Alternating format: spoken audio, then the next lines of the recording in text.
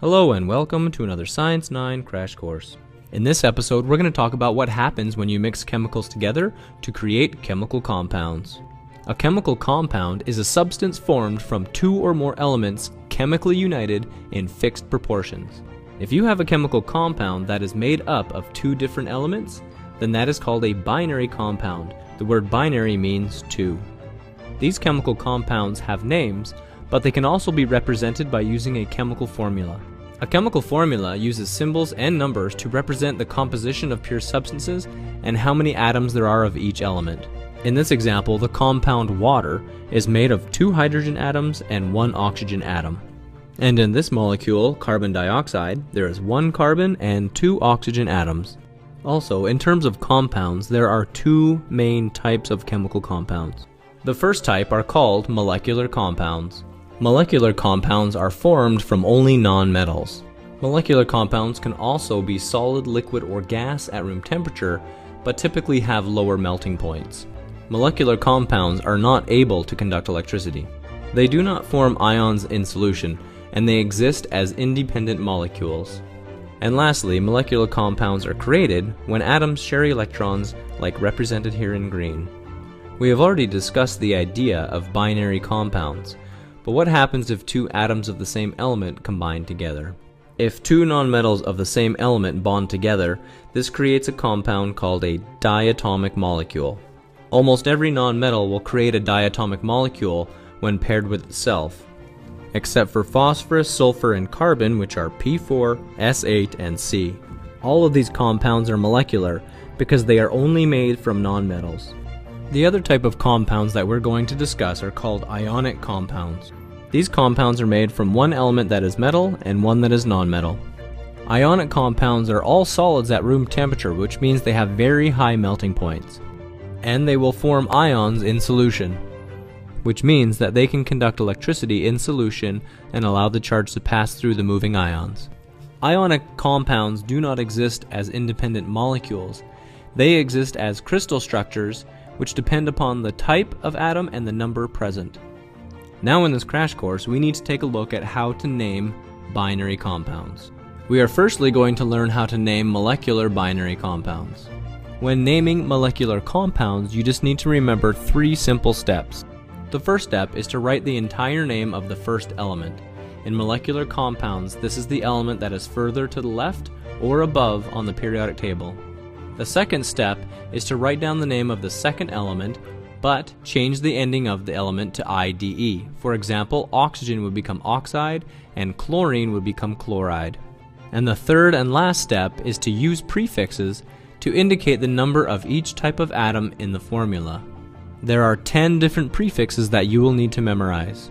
1 is mono, 2 is di, 3 is tri, 4 is tetra, 5 is penta, 6 is hexa, 7 is hepta, 8 is octa, 9 is nona, and 10 is deca. So for example, this compound CO would be called carbon monoxide. You write down the word carbon, change oxygen to oxide, and add mono for 1 oxygen. We don't add the prefix mono to the carbon because it is the first element. In this example, P2Cl5 would be diphosphorus pentachloride. And if you wanted to convert a chemical name back to a formula, you just have to follow the steps in reverse by using the symbols and the prefixes to tell the number of atoms. Now we're going to look at naming ionic compounds. The process is actually quite similar. Step 1 is to write down the name of the first element. This is always the metallic element. Next, you write down the name of the second element, but of course change the ending to IDE, just the same as molecular. And for ionic compounds, there are no prefixes, so you are done. With only one exception to that rule. If a metal has multiple charges, then we need to add Roman numerals to indicate that charge. The last step when naming ionic compounds isn't necessarily to put in any prefixes, but it's to look at the metal and to make sure that it doesn't have multiple charges. So the name for this ionic compound is iron oxide. But if we look at the periodic table and we see that iron actually has 2 possible charges, a 2+ or a 3+. Now which one is it? Because it makes a difference. These are different atoms. So to figure this out, we have to look at the oxygen, which has a charge of 2 negative. So total charge for the oxygens is 6 negatives. And the iron must balance that out with 6 positives. So the only possible combination is the 3 plus times the 2 gives you 6 positives. Now, once we figure that out, we must put in the charge in the name. So we use Roman numerals in between the 2 names of each element to give us iron 3 oxide. Now let's talk about how to work backwards from a name to a chemical formula. Let me show you how to do this with a few examples. Let's look at the compound magnesium oxide. If we wanted to convert this into a formula, all we would have to do is simply write down the symbol for each element. So magnesium is Mg, and oxygen is simply O. Now we need to look on the periodic table and find out what the ion charge is for each. For magnesium it is 2 plus, and for oxygen it is 2 negative. Now this happens to work out perfectly for us. We have 2 positives and 2 negatives, so we need to do nothing down here. There's 1 of each. So we don't write a 1, we just leave it blank. So the formula for magnesium oxide is MgO. Let's look at another example, aluminum fluoride. If you look on the periodic table, the symbol for aluminum is Al, and the symbol for fluorine is F. The charge for aluminum is 3 plus, and the charge for fluorine is 1 negative. Now, we have more positives than we do negatives, so we simply have to add more negatives to balance out the positive, so this is a neutral compound. To do that, we can put a 3 down here. 3 times 1 is 3, so we have 3 negatives and 3 positives, so now we are balanced. So the formula is AlF3. Let us look at another more complicated example, aluminum oxide.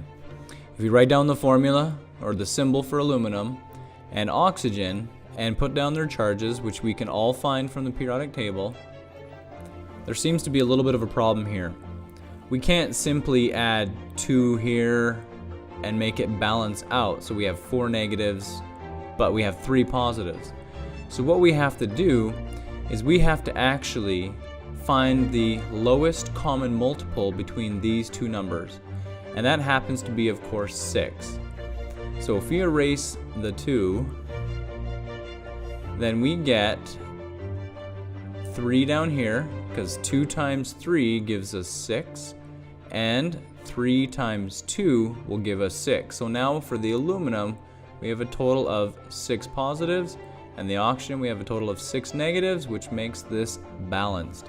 So the formula is Al2O3.